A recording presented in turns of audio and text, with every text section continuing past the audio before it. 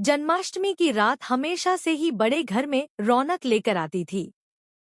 घर की हवेलीनुमा दीवारें रंग बिरंगी झालरों से सजी हुई थीं।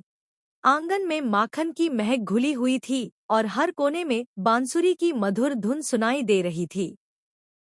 पर इस बार का जन्माष्टमी किसी और ही मायनों में खास था, क्योंकि इस बार दुर्गा देवी ने एक अनोखा ऐलान कर दिया था। उन्होंने घर की सभी बहुओं को बुलाकर कहा, देखो, इस बार जन्माष्टमी के भोज की पूरी जिम्मेदारी तुम सबकी होगी। जो बहू मुझे अपने हाथों से बने खाने से खुश करेगी, उसे मैं एक बहुत बड़ा तोहफा दूंगी। सब बहुएं हैरान रह गईं। और अहाना, उसके तो पैरों तले जमीन ही खिसक गई। उसका दिल जोर जोर से धड़क रहा था। उसे समझ नहीं आ रहा था कि आखिर दुर्गा देवी ऐसा कौन सा तोहफा देने वाली है। मगर उसके दिल के एक कोने में कहीं न कहीं उम्मीद की एक हल्की सी लौ जल रही थी। शायद यह तोहफा उसकी जिंदगी बदल देगा। अहाना ने मन ही मन ठान लिया, चाहे कुछ भी हो जाए, मैं ऐसा खाना बनाऊंगी कि सब लोग तारीफ किए बिना न रह सकें। पर उसके इस संकल्प को चुपके से सुन चुकी थी बुआजी। उनकी आंखों में चालाकी और होठों पर एक खतरनाक मुस्कान खेल रही थी। बुआ जी ने वही मन कसम खा ली, देखते हैं अहाना, कैसे तुम जीतती हो दुर्गा भाभी का दिल। मैं तुम्हारे बनाए खाने में ऐसी गड़बड़ी करूंगी कि सबके सामने तुम्हारी बेइज्जती हो और भाभी तुम्हें अपमानित करके हमेशा के लिए पीछे धकेल दे। इधर अहाना को भी अंदेशा था कि बुआ जी चुपचाप नहीं बैठेंगी। उसने ठान लिया कि इस बार वह हर हाल में चौकन्नी रहेगी। वह लगातार अपने खाने पर ध्यान देती और इधर-उधर निगाह भी रखती।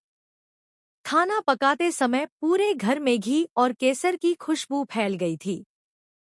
बहुएं अलग-अलग पकवान बना रही थी और अहाना ने तय किया कि वह इस बार सबसे बढ़कर खीर बनाएगी, वही खीर जो कभी उसकी माँ घर में त्योहार पर बनाती थी। मगर तभी एक परछाई आहाना के पीछे मंडराई। वह कोई और नहीं बल्कि बुआ जी थी। उनके हाथ में नमक की डिब्बी थी और आंखों में साजिश की चमक। जैसे ही उन्होंने खीर के बर्तन में नमक डालने की कोशिश की, अहाना ने तुरंत उनका हाथ पकड़ लिया। बस, अहाना ने दृढ़ आवाज में कहा। उसकी आंखों में आंसू थे मगर आवाज में हिम्मत। अगर आपने दोबारा ऐसी हरकत की, तो मैं सबके सामने बता दूंगी कि खाने में गड़बड़ी करने वाली आप हैं। बुआ जी घबरा गई। उनका चेहरा लाल पड़ गया और बिना कुछ कहे गुस्से से पैर पटकते हुए वहां से चली गईं। अहाना ने राहत की सांस ली और खीर को बचा लिया। समय बीता और आखिरकार जन्माष्टमी का भोज शुरू हुआ। घर के आंगन में बड़े-बड़े पत्तलों पर खाना परोसा गया। रिश्तेदार, मोहल्ले वाले और घर के सदस्य सब बैठ गए। जब अहाना की खीर सबके सामने आई तो लोग एक-एक कौर लेते ही तारीफ करने लगे। वाह! क्या स्वाद है! कितना संतुलित मीठा और जायका! सच में, ऐसी खीर तो बरसों में खाई है।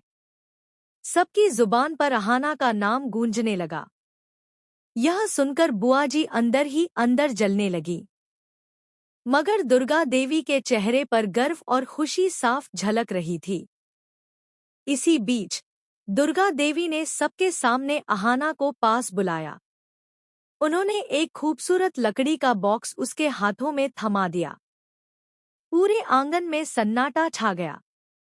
सबकी निगाहें उस डिब्बे पर टिकी थी। अहाना का दिल तेजी से धड़क रहा था। उसे लगा शायद यह कोई खानदानी गहना होगा या फिर कोई परंपरा की निशानी। कांपते हाथों से उसने बॉक्स खोला और जैसे ही उसने अंदर देखा, उसके होश उड़ गए। उसमें गहने नहीं थे, बल्कि